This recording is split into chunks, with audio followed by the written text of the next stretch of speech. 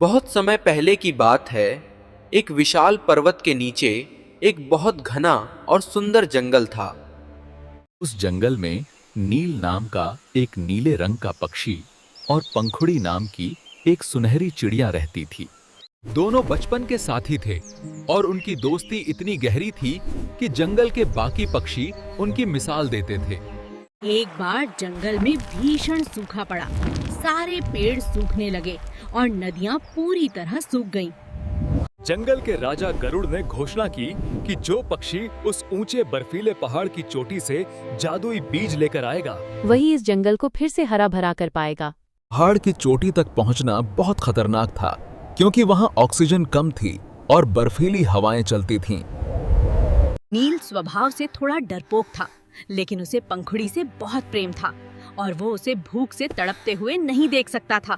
पंखुड़ी ने नील का हाथ थामकर कहा कि नील, अकेले जाना मुश्किल है, लेकिन अगर हम एक दूसरे की हिम्मत बनेंगे तो हम नामुमकिन को मुमकिन कर देंगे।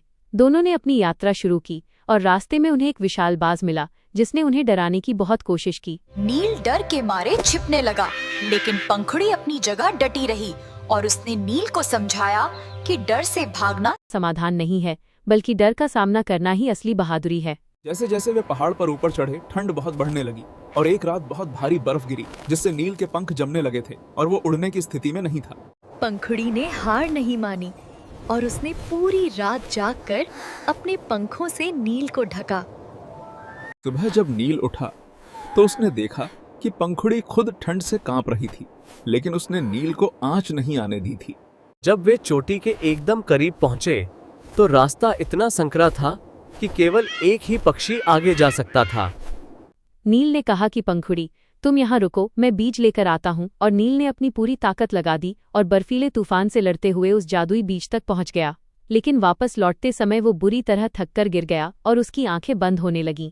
तभी उसने दूर से पंखुड़ी की आवाज़ सुनी जो उसका नाम पुकार रही थी, और उस आवाज़ ने नील के भीतर एक नई ऊर्जा भर दी जिससे वो उठ खड़ा हुआ और बीज लेकर नीचे आ गया।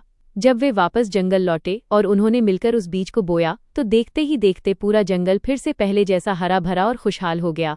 जंगल के राजा ने उन दोनों को सम्मानित किया और नील और पंखुड़ी ने पूरी दुनिया को साबित कर दिया कि प्रेम केवल बातें करना नहीं है, बल्कि एक दूसरे के सपनों के लिए लड़ना और साथ मिलकर बड़ी से बड़ी मुश्किलों को पार करना है।